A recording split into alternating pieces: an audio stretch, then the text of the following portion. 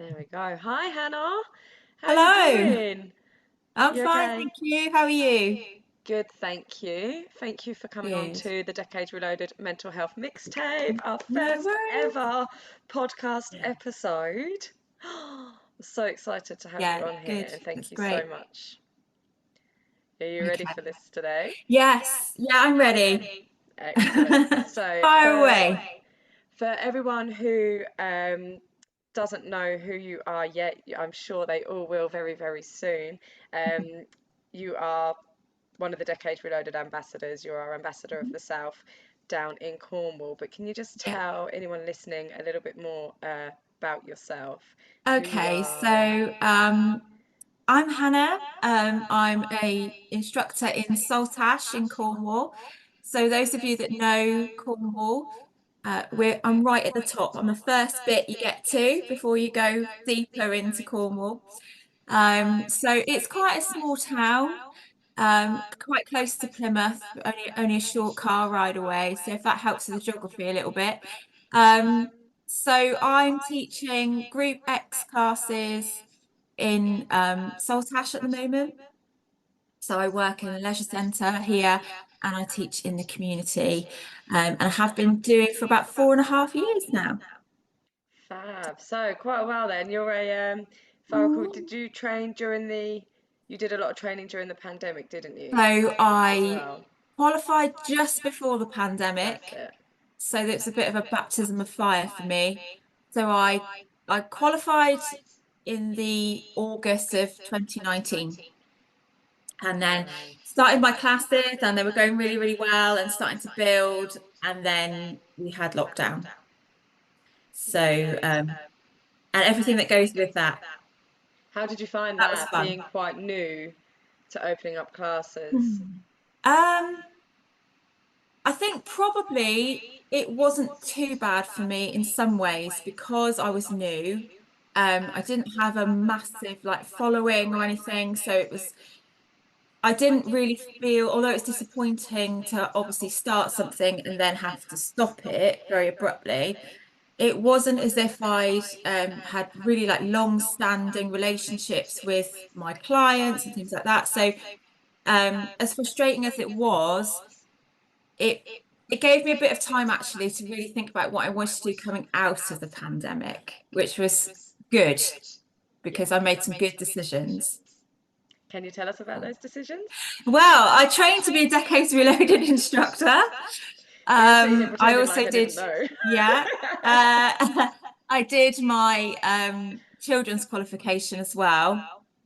Um, so I basically just decided that coming out of the pandemic, I wanted to do classes that really encourage people to think about their mental health because that was something for myself over the pandemic. I felt uh, really needed more support out there. Lots of people were talking about how their mental health was affected by the pandemic.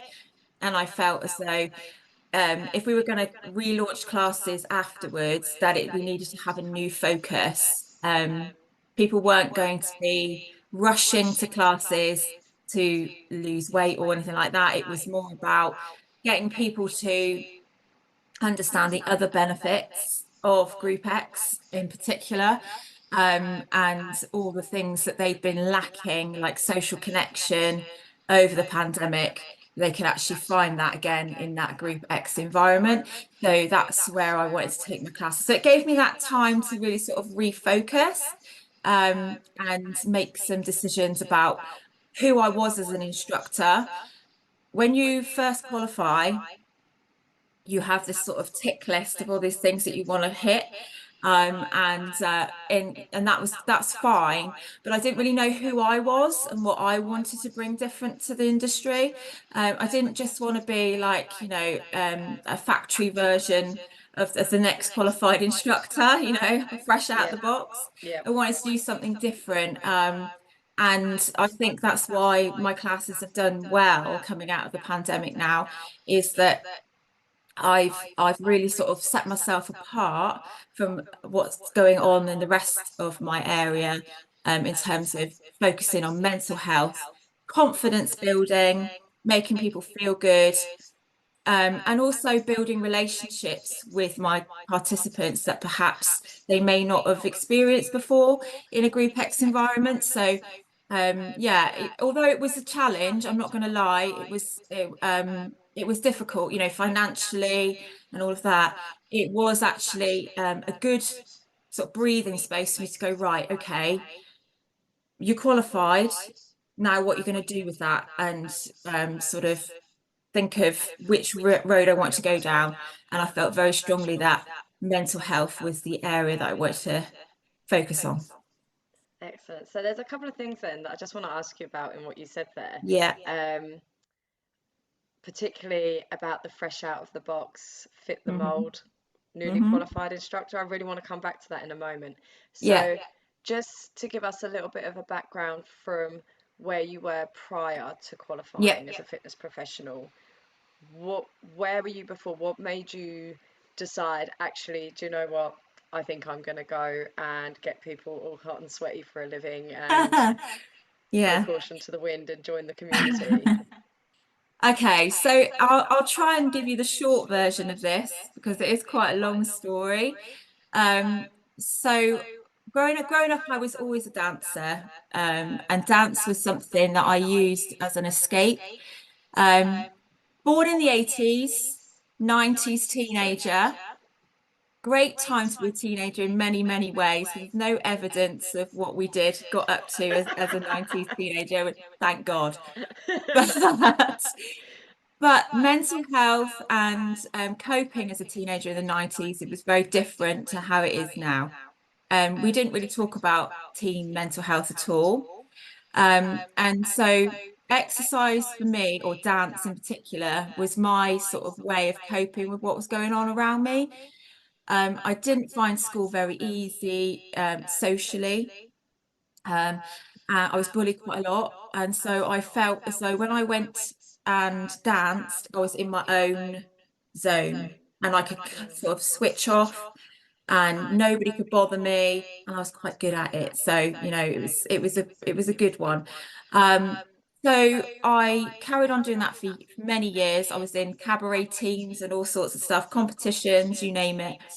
Wow. And then life kind of happened. So exams, university, getting married, having children. And then as time went on, spending less and less time doing the thing that I loved. And then I got ill. So I basically was diagnosed at the time with depression Okay. and anxiety. And I found myself pretty much bedbound for a while. Um, it turned out actually that I was hypothyroid. So I've got a condition called Hashimoto's thyroiditis, which is quite a mouthful, but it's a chronically low thyroid hormone in my body. So I was finding that I was tired all the time. I couldn't function. I had a lot of pain in my body, and I had rapid weight gain as well, which was really difficult to deal with. Not from an aesthetic point of view, but I just felt in myself, I just didn't feel like myself anymore. And then I had my children, and I felt as though I couldn't really look after them in the way that I wanted to. I'd get much more tired than I expected to get. And this went on for a while, and I kept going back to the doctor, and they kept sort of giving me antidepressants and painkillers, and I was just Which in I this suppose cycle. when it's a thyroid function that can present Yeah, as mental health precisely. because of Yeah. the impact that it has on us Mm. Yeah. biologically. Those Yeah. symptoms would, wow. Yeah. So I was kind of stuck in this cycle of you know, doing all right for a bit and then sort of slumping and going back to the doctor and then just be given more medication. And I remember coming out of one particular consultation, and I felt the doctor hadn't really listened to me, unfortunately, about how I was feeling. I just didn't want to keep taking medication all the time. I wanted to try other avenues. And of course, they talked about counselling, and I tried that in the past. I tried cognitive behavioral therapy, and that didn't really work for me. Right. So I went home and I just sort of cried really and thought, what am I going to do? Got two small girls. They're looking to me to kind of pick myself up and carry on. Um, so I kind of thought, well, what did I used to enjoy? And the problem with depression is trying to do the things, even the things that you used to enjoy or enjoy doing, is really tough Yeah. because you don't want to do it. You have no desire to do anything. Mm. So I thought, look, you used to enjoy dancing, it used to be such a massive part of your life. Just start with one class. And if you hate it, don't go back. So at the time, I had a friend who was going to line dancing classes. And she said, oh, come with me, come with me. And I was like, I don't know. And I did. And I did that one class. And I thought, oh, actually, it's not that bad. Okay, I can get through this. So then I started looking around for other classes that I might enjoy. And I found a sort of Group X class that was going on a Monday morning. I thought, great, Monday morning, a good routine. I can set myself up for the week. So I started doing that class, and I can remember the fear that I felt, like my heart racing and like, oh my God, am I even going to get through the door? Must have changed my outfit about 5 or 6 times. Really like palms sweaty, just going into the room, all the people in there. So I sort of sellotape myself to the back row, like I'm not gonna do much here. I'm just gonna be nice and safe at the back. And then the music started, What do you and it was think that just fear something was? different. Was that going into a room full of people, or was it the actual participation because you hadn't danced for so long, or Yeah, I think it was a little bit of both. I think it was a lot of people there. It was a very busy class. Um, they were all very sociable as well. They were all chatting, and I was like, "Oh, I'm not sure. I don't know what to say. I don't know who to talk to," because I went on my own as well. So that yeah. was a big step for me. And the instructor was lovely. She was very bubbly and vivacious, and I was just like, "Oh, this is a bit much. It's a little bit overwhelming." And then the music started, and I was just first routine at the back, out of the way, and I was just like, oh my God, something's gone on in my head that I thought wasn't there anymore. And before I knew it, halfway through the class, I'm singing along with the tracks and I'm loving it. I came out and I just thought that was like the most amazing experience because for the first time in a long time, I hadn't thought about what else was going on in my head. I'd just been focused on that task and absolutely loved it. So that class became 2 classes a week and then 3 classes a week. And then, and because that feeling that I felt afterwards was just so addictive. And as time went on, I was able to reduce the pain medication and things that I was on because I had that natural high from coming out of a class, and that carried on as the days went on. So I didn't feel as though I needed to take as much medication. And then I found myself sort of like less and less in the back row, and then started moving forward a bit more confident. So sort of in the middle now, feeling quite like comfortable in that zone. And then I would find other participants saying to me, I'm going to stand behind you. I was like, oh, why? Why me? Oh, you know what you're doing. We can follow you. And I was like, nice, but there's an instructor over there. You can follow her as well. Um, and this kept happening, and I kept being pushed further and further to the front of the class until I found myself in the front row um, regularly. And then it got to the point where the instructor was like, oh, I just need to go and see to so and so. Follow Hannah. She knows what she's doing. Um, which was slightly terrifying, but it also felt quite nice because it's like, oh, actually, yeah, I do know what I'm doing. And then people started saying to me, do you know, actually, we quite like following you because we can follow you really well. You ought to do this as a job. I was like, yeah, whatever. You've just been nice to me. And that, it's very flattering. But then it kept being said to me, different people over and over again. And I was like, maybe there is something in this. Maybe it's not just them flattering me.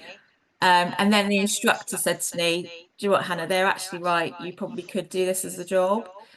And then the fear kicked in because that means being at the front teaching everybody else. Yeah. So for a while, I was like, "No, I can't do it. I can't do it." Um, and then I don't know what it was. I think I just thought to myself, "You've got an opportunity now to really turn your life around and do something else." Something that you love, something you enjoy, something that fits around your children as well, which is quite a difficult. Any mums out there will know that's a really difficult thing to Yeah. find. Um, so I spoke to my husband about it, and we're like, okay, can we afford for me to take this leap? Okay, yes, we can. So I did the training. And I loved it. I absolutely loved it. I was really lucky to have a brilliant trainer um, and then qualified. So yeah, it wasn't that I just one day I wasn't particularly really sporty at school and that was a natural progression. And it wasn't necessarily that I was really into fitness. It was just this journey from the back row, from the front to the front row, and then standing at the front. So that's the sort of progression through. That's wonderful. So I think you definitely spot somebody who has some kind of past experiences of picking up dance routines and doing it, and Mhm. it doesn't matter how much you try and hide in a room full of Yeah, people always seem to go, "Are you a dancer?" And you kind of yeah. no, try and disappear. So you went you went from back row to standing at the front Mhm. and doing your qualification, everything else, and then the pandemic happened. You had this epiphany: I don't want to be an instructor that's just fresh out of the box, fit in the mold of what you perceive a fitness instructor could be, because Mhm. let's face it, that's what it is, isn't it? We all, Mhm. when we come into the industry, we have this idealization of what we think a fitness professional should look like. I Mhm. mean, this is a story for another Mhm. day completely, but I remember Mhm. I carried more weight when I first started, and I was really concerned that image wise people wouldn't come because I wasn't teeny tiny and full of muscle, you know. Mhm. But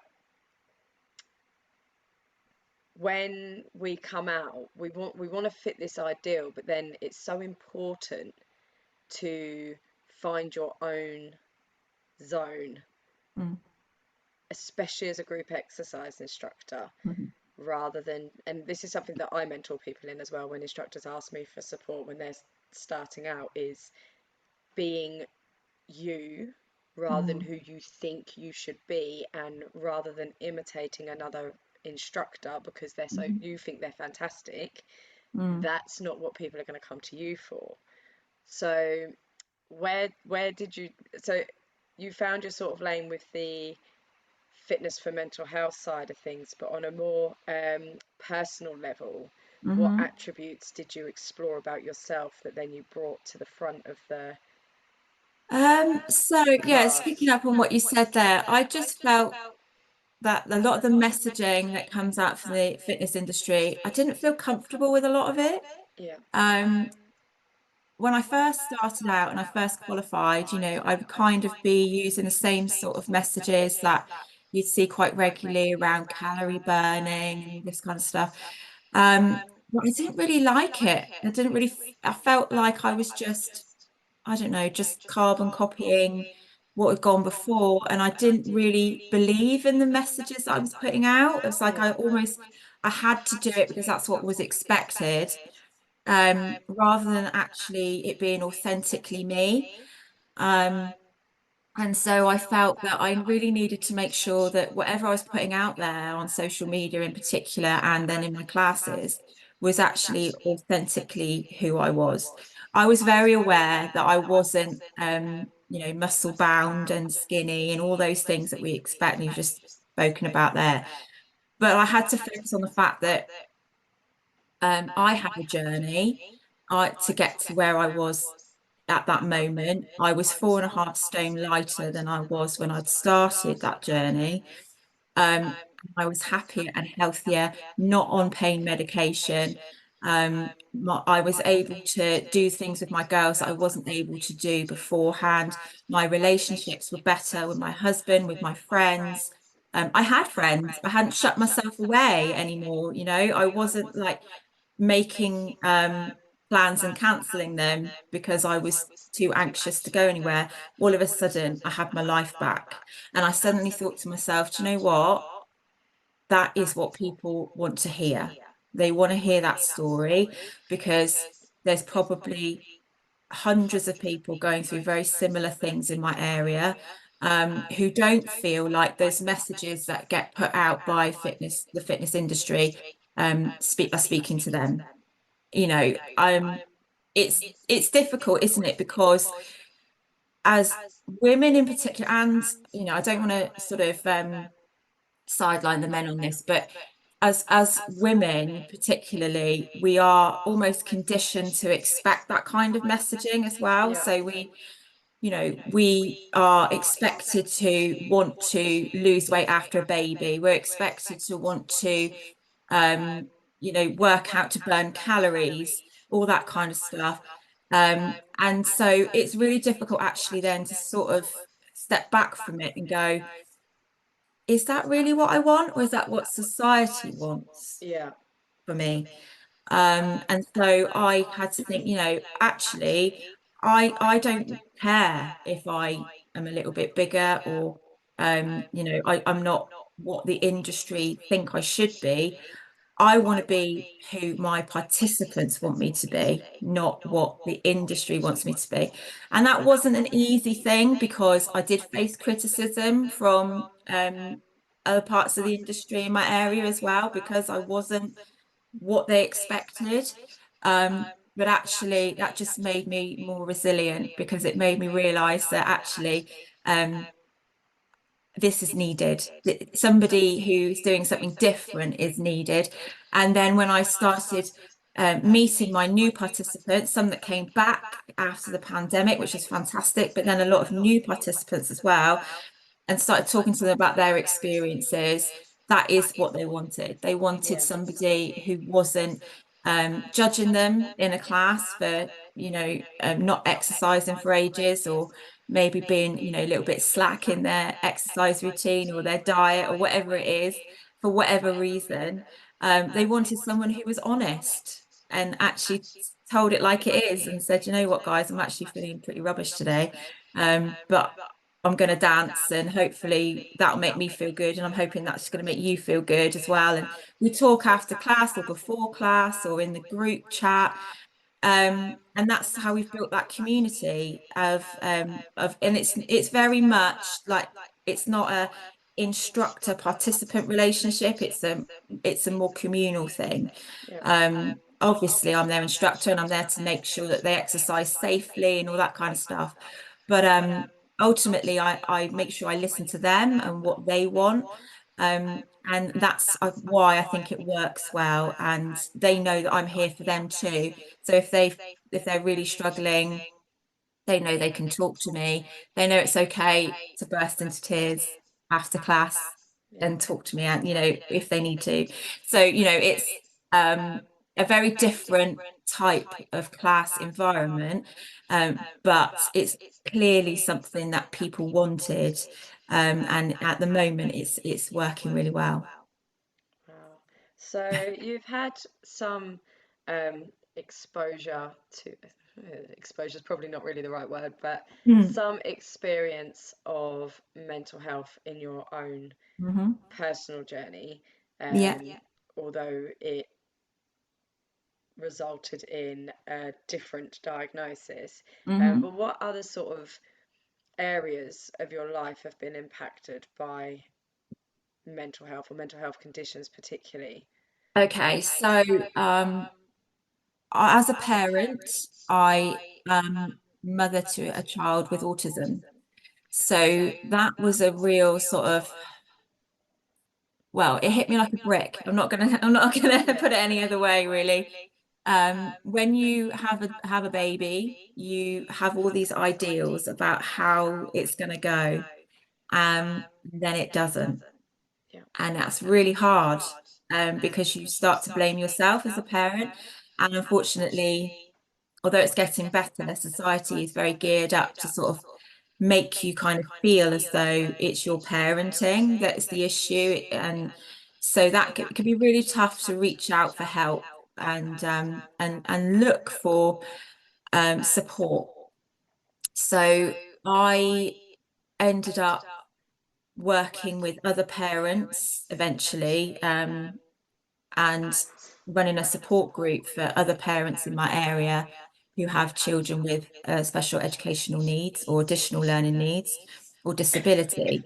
And that came from me sort of feeling like eventually we had a diagnosis, and I had this bit of paper that said, it's not your parenting, it is actually, there is actually something else going on, which was a great relief, but then you're left there to kind of deal with it. And maybe given a few websites to go to, but really no sort of help out there sometimes. So I decided to set up a little group, and it was just a few of us from the same school, and then it grew, and now we've got nearly 400 members in that group. Wow. From the Saltash area, but then a little bit surrounding areas as well, because we've got quite a few rural areas around us. So these are all parents who have children who are either diagnosed with something like autism, ADHD, OCD, the list goes on and on and on, dyspraxia, dyslexia, or their relations like grandparents and things like want to be able to support better. We do have a few professionals in that group as well to try and give their help and advice, but we're very careful about who's in that group because it is a parent forum at the end of the day. Um, so for me, I obviously autism and also ADHD has become a real sort of focus for me in terms of my research, and part of my day-to-day life is helping other people as well as helping my daughter. I've also got another very close family member who was recently diagnosed with autism at the age of 47. Wow. So that was a very late diagnosis for them. So supporting them through that. And then through that, I started to think, oh, hang on a minute. I started reading things and thinking, well, that sounds exactly like me as a child. Um, Okay, so genetically, there's a very high possibility that I could be on the spectrum somewhere. So I kind of pushed it to one side and thought, maybe not. Maybe you're just seeing things that aren't there. Um, and then I read a book called Square Pegs by a lady called Kim Rain, and it was like she wrote the book about me. It's a book about her journey as a woman with ADHD, late diagnosis in her 40s. And I cried most of the way through it because it was like seeing myself on a page. It was full of testimonials as well from other people. And I just felt like suddenly everything kind of clicked into place. And I could see that a lot of what I had to deal with when I was younger was actually undiagnosed ADHD, most likely. So then I went to my GP, and they were very good actually. I was really worried about going because you kind of there's a lot of criticism out there at the minute about ADHD being overused as a diagnosis. So Yeah. I was a little bit like, oh, they're just going to think that I'm jumping onto a bandwagon. And Yeah. but then we went back and we looked through my medical history, and we looked through like those cycles of um depression, and and how and when they fell as well. So um when I was dealing with a particularly stressful job and burnout and all this kind of stuff. And there was a real pattern going on. And the GP turned around and said, you know what, Hannah, I think you're probably right. I think you probably have got ADHD. I can't diagnose you because I'm not allowed to right now. Yeah. We're going to have to put you on a pathway to diagnosis. Unfortunately, in your area, the waiting list for an adult is now 5 years long. Yeah. 5 years. 5 years. My 5 years. goodness. Yeah. Wow. Yeah. So, and I'm sure that's echoed around the country. 5 years. Yeah. So, you can imagine, I was like, oh my God, what am I going to do? 5 years is a long time to be wondering. Yeah. So then I was put on a scheme called Right to Choose. where you as a patient are able to access private services. So that's what I did. Went through that, and then, ADHD is a diagnosis. So it's not an easy path if that's what you want to do. It can be really difficult to go and ask for help, and you can sometimes feel as though, the doors are kind of shut to you, waiting lists and having to fill out lots of questionnaires and doing lots of assessments. But the relief you feel when suddenly your life makes sense, I can't put it into words, Yeah. how that feels when you suddenly think, actually, I'm not a failure. I'm not, there's a reason why I've struggled.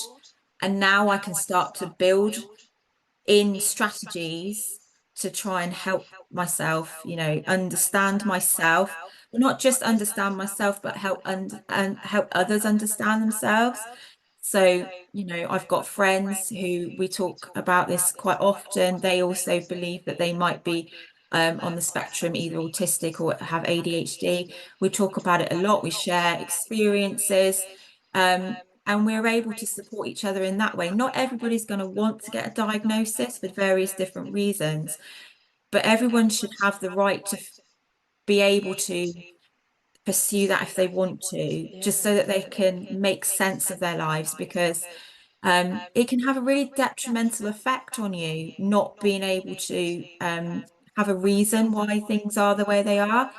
And that then can feed into depression and anxiety because you don't understand what's going on in the background. So now, if I, for example, I've got a driving lesson today, so I've just started to learn to drive because for all those years, I didn't think I could do it because I didn't think I was good enough. I didn't think I could do it because my brain's too busy. I've got too much going on up here.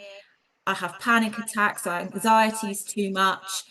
I didn't think I could do it. Now I know I have those things, but I know the reason why I have those things. And I've tried to build in strategies to help me deal with it. And I can be open with my instructor as well and say, I've got ADHD, so I'm going to have to learn differently. You're going to have to do this differently with me. And that's really important so that you can actually move on and achieve stuff. I'm only 4 lessons in, but I've managed to drive a car, and I never thought I'd be able to do that, and the feeling you Amazing. get from being Yeah. able to do something that you didn't think you could do before, just because you understand your own brain better, is just the most amazing feeling. So, Wow. yeah. Wow. So that's all really fascinating on what a journey you've been on so far, from having a diagnosis of depression and anxiety to then the Hashimoto's, if I pronounced that correctly, Yeah, um, you're close and enough. then finding out about that and overcoming that to then getting your daughter's diagnosis of autism, which led to your own diagnosis of ADHD. That is quite the journey to go Mm, through. mhm. So now you've got this diagnosis, you were saying it's a bit of a revelation because it's like a massive weight's lifted Mhm. and you feel better because at least you have an explanation Mhm. for some of the symptoms or behavioural patterns that Mhm. had you had experienced over Mhm. the course of your life, even from Mhm. much earlier years in your teens, which is a Mhm. fantastic point because I think even now, even though there's a larger conversation beginning to happen around children's mental health and young people's mental health, um, and there is a lot more talk around ADHD, particularly right Mhm. now. Um, how would you say, so you are managing those symptoms Mhm. rather effectively right now, would you say? So Yeah. what is it, or maybe not. Oh, yeah. What is it? Okay, so between the highs and lows of the condition then, Mhm. the good days and the not so good days, Mhm. what tools and techniques do you use to try and overcome the days that aren't so Yeah. great or the elements of the day that aren't so Yeah. great? So I think it's important to realize this is the same with any diagnosis. When once you've got that, if that applies to you, it's recognizing that it's okay to have a bad day, actually, that that is quite normal. Before I would really beat myself up about it. You'd be like, oh, why can't I just sit down and do all this admin, and Yeah.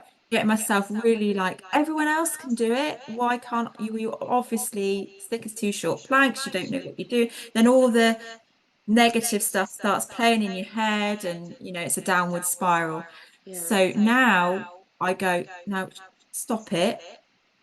There's a reason why you're struggling with this, actually. Go back and think about how you can make this work for you. Some days that works, some days it doesn't. Some days I'm really frustrated with myself and feel angry at myself because my anxiety's taken over and it stopped me from doing something that I wanted to do. But then once I've calmed down a bit and I could step back and look at it and go, yeah, that's what it was. Actually, it's not that you're rubbish. It's not that you can't do it. It's because there was this trigger or that trigger and it spiraled and got out of control. So then next time I can look for those triggers and sort of try and preempt them. It's not easy, but it's given me the sort of confidence to say, this is me, this is who I am, this is how I'm going to try and move this forward, and recognizing those behaviors as not a negative reflection of who I am either. Actually, there's some brilliant things about me that go on because I have got ADHD. Focuses that perhaps others may not have, etc. So, there's lots of things in there, positives in there, and it's being able to sort of say, it's a whole package. And if you have a bad day, it's not the end of the world. You can pick yourself up and sort of keep going. So for me, routines are quite important. And then exercise for me is sort of the thing that kind of saved me before, but it has become so integral to how I manage um, the sort of downside of the condition. So when my anxiety is very high, when I feel like I'm edging towards what I would call burnout as well. So like really sort of lethargic and find it difficult to focus, really bad brain fog. So I can't think straight, which can be really frustrating if you've got a task that you need to do and you just cannot focus on it. And then you become a master procrastinator because you're like, oh, well, I'll just do this instead and I'll come back to that. And then this task that you really need to do doesn't get done. Um, and so I found that exercise is a brilliant way for me to kind of like push through that brain fog. Yeah. So if I go, even, and I'm not going to say even just going to class, just practicing some routines for my class, something like that. If I just take that break and do it, and then I suddenly it's like everything starts firing again in my head, and I can suddenly sort of see the task in front of me that I couldn't see before. And then I'm not going to say that, I'm suddenly like a whiz at everything, but I can see the wood for the trees and I can Yeah. start to make progress on tasks. And it's such a massive mood lifter for me, which I find really, really important. Particularly if you're having a bad day and you're feeling quite down on yourself, just um, going into class and feeding off other people's energy as well. That's what's wonderful about being an instructor. It's even when internally you're not feeling that great, but then Yeah. you walk into that room and you see those people that are there because they want to be there, because they want to be with you exercising. And then you all dance together and you have a laugh about it. And yeah, you're okay. You probably go wrong because you've forgotten the routine because your brain's doing something else. Um, and then we all laugh about it and like, oh, there's shoot the instructor, and then we carry on, and they can see that I'm human and that I'm not a machine and or a robot, and that I get it wrong too, and then they relax about getting it wrong, and we all just have a giggle about it, and we carry on. And then we, at the end of the class, you've just got that sort of lovely feeling of having belonged to something, like it's that was your time, it's special time that you belong to. They want to be with you, and you want to be with them, and it's like you can't wait to do it again. And that's the thing that makes me want to carry on being an instructor, because it's it could be very easy for me to go, well, I can't do it, it's too much admin, there's Yeah. too much this, there's too much that. I'm putting too much pressure on myself to learn all these routines and socially engage with people, when sometimes my social battery is way down, Yeah. and being able to put yourself out there all the time and being the one that people rely on at the front all the time, that can be really difficult when you're Yeah. not feeling up to it. And putting on that smile and being the one that's the life and soul, that can be really, really tough. But then you start to see people develop in front of you. So the people that were really shy a few weeks beforehand, and it can just be a little thing like it might be a little head flick go on and a move, or like a little hip wiggle, or or they do routine and they're not looking at their feet, or they're singing, or whatever it is. It's just little things, but you're like, my God, compare you today to the you 3 weeks ago. And then when you speak to them in the class and you're like, I saw you in that routine, that Beyonce sort of hair flick that you did. And they're like, did you? And and they suddenly sort of like stand up a bit taller and they're smiling. And you You feel think, proud yeah, of them, don't you? And that, yeah, then you feel proud they of feel them. noticed and valued. Yeah. And that's the thing. And you sort of feel as though you've made them feel good and they've made themselves feel good.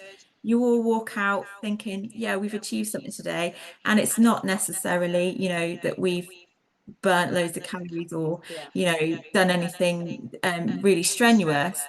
It's just that we've had a good time moving our bodies and we feel better for it. So, And that's it. you were saying about um, it can be really hard as an instructor Mhm, sometimes. So, we take on, like, instructors as a whole, we take quite a lot on. There's a lot of mm, work to do, there's a lot to organise, there's a lot of hats to wear and plates mhm, spinning all at the same time, and that can be overwhelming for someone that is neurotypical, somebody that doesn't have a mental health condition that affects their ability to mm, cope with that. Obviously that I have a personality disorder, and that mhm, manifests with very, very similar mhm, crossover attributes as what ADHD does. So I mhm, completely understand some of the things that you were talking about just now, and the brain fog, and the mhm, sort of just trying to decipher your thoughts mm, and then procrastinating because it can become so overwhelming. In terms of being an instructor, with mhm, because there is, if you look in when you look into around whether or not ADHD is a mental health condition, there is some discrepancy, some mm, mhm, disagreements mhm, between organisations about whether or not it is purely neurodiverse, or if or neurogenetic, I think is like the mhm, main word mhm, that's being used right now, and whether or not it is also a mental health condition because it comes with mental health related mhm, symptoms or mhm, lifestyle implications. So, as an instructor mhm, who manages the ADHD and also the mental health mhm. side of that, the implications of that, what would you recommend, or what tips would you give to another instructor who was in the same boat as you on how to sort of manage that overwhelm and how you feel? And is there anywhere that anyone can go to get some help with that? Wow. Okay, so I'm not going to say that I've got all the answers, because everyone's different and we all deal with things in our own way. And it is really about finding what works for you. I think what really helped me was doing my own research as well and reaching out to others that have similar profiles to me, whether that is through mental health or ADHD or whatever it is. We've all got things that we can relate to. Um, so whatever's brought us to the table, if you like. Um, and I think it's sharing experiences and actually saying to others, help, which is quite difficult sometimes to do. Yeah. Particularly when you're self-employed, um, you are a one-man band, and there is a lot on your shoulders, and it feels as though if asking for help is kind of admitting defeat. Um, but actually, if you can talk to somebody else and just say, look, I just cannot get my head around how I'm supposed to learn all these routines or whatever it is. And joining groups, perhaps using social media if you can, if you're quite isolated where you are, to ask other instructors about tips on how to do it. And there'll be things that are offered up to you that won't work for you, and it is about trial and error. And it is just about finding something that clicks in your brain and then really running with that and keeping it as a routine. But I can't say that I have any tips, particularly myself, because I still feel as though I'm still very much on that journey. I still have days where I could just sit and cry. I feel like it's really overwhelming. I Yeah. don't know, and what am I doing? And so it's hard to sort of say I would recommend you do this, but I would say that talking to others has definitely made me feel less alone, and it's feeling so isolated Yeah. that can make you feel more depressed and make your anxiety much higher. So if you can talk to other instructors and sort of say, this is me, this is what I'm about, and I'm struggling with this. Has anyone else struggled with this, and how have you dealt with it? And they may be a little bit further down the journey, or they may have just come across uh, haphazardly, as quite often happens, a way that they found to deal with stuff. And you think, oh yeah, that could really work for me. And then, be able to implement it. And then you just pick up these little things as you go, and start to sort of build more healthy routines around how to deal with various things. And as they crop up, you think, oh, well, that worked last time, so maybe I'll try that this time. Yeah. So, yeah.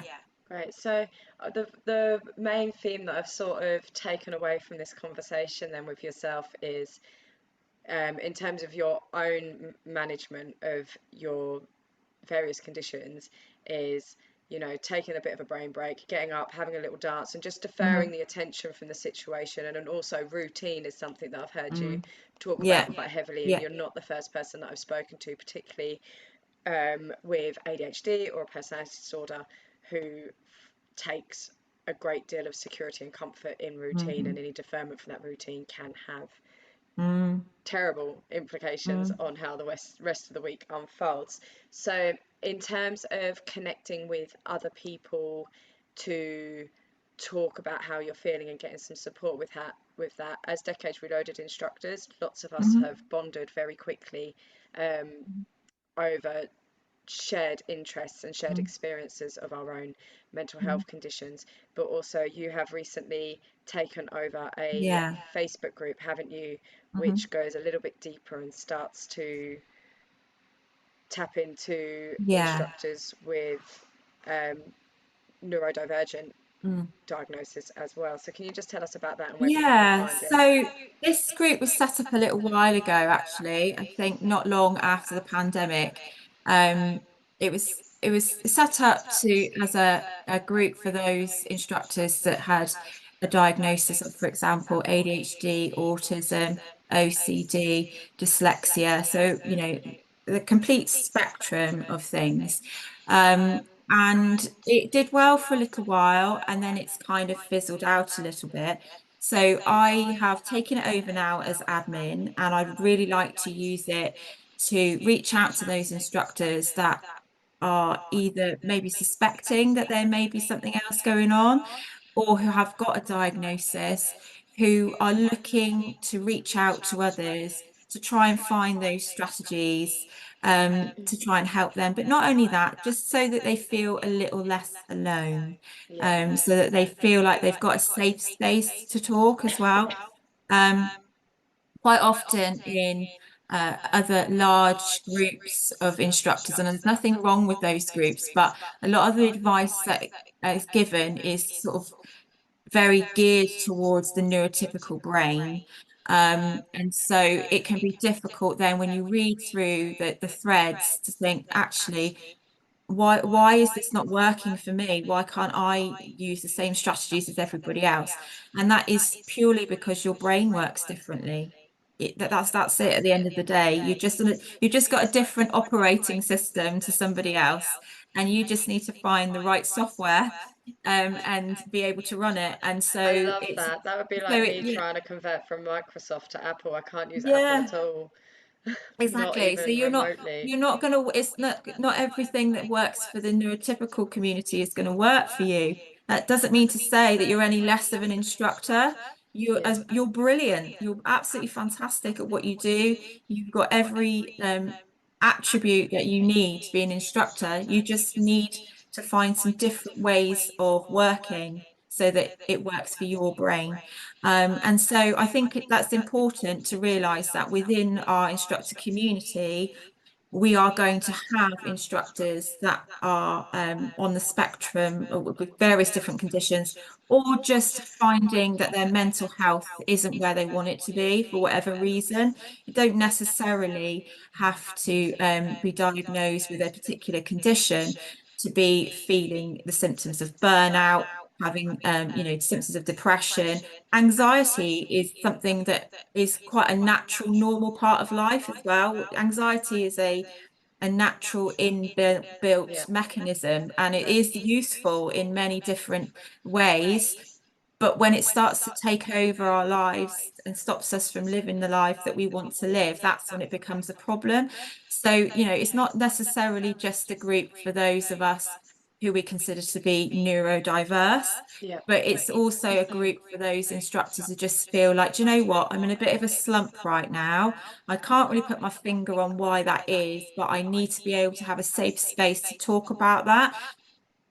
But also to observe, because I know that when we are feeling low ourselves, engaging in groups can be quite difficult. Yeah. Um, I find that sometimes, I put a post up and then my brain sort of goes, I can't even deal with all the responses, or and so then I will refrain from participating in a thread, because I'm like, I can't read all the different opinions here, and I'm taking on all this different stuff and my brain feels like it's going to explode.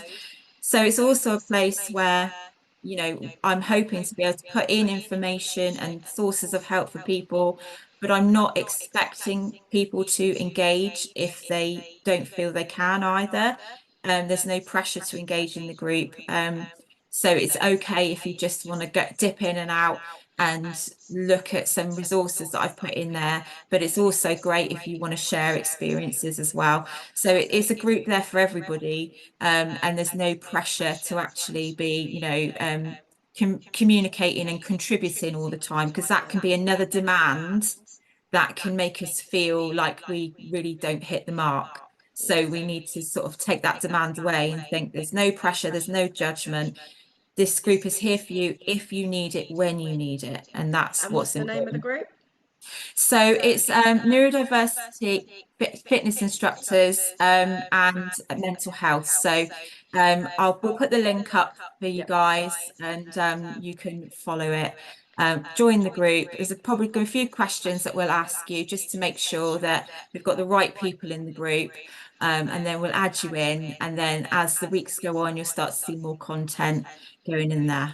Excellent. So I will add underneath this podcast then the links to your Fiero Fitness Oh, yeah. Saltash business down in Mm, Cornwall. I say down yeah. because I am, although Yeah. technically Way down. south-ish of the country, you're down for me. It's about the only person I Yeah. speak to is Yeah. um, I've got just two of you who are further south than I am. So I will put the link in for that, and Mhm. also your Fab New Facebook group. as well. And also the group that you were speaking about with the families that you Mm. support with Mhm. advice and useful Yeah, links as well down yeah, in Cornwall, yeah. because that could be an invaluable resource Mhm. for more people as well. So Yeah, thank you so much for that's all coming and right. doing our first ever Yay, podcast that's on the fun. Mental Health Mixtape. It has been an absolute joy speaking to you Thank you. today, Hannah. Thank you so much. It's been so insightful, and I feel like we've got about 2 million more topics off the back of this Yeah, today that we could talk probably. about in great length. So thank you very That's much, okay. Thank you. and I Bye. will see you soon. Bye.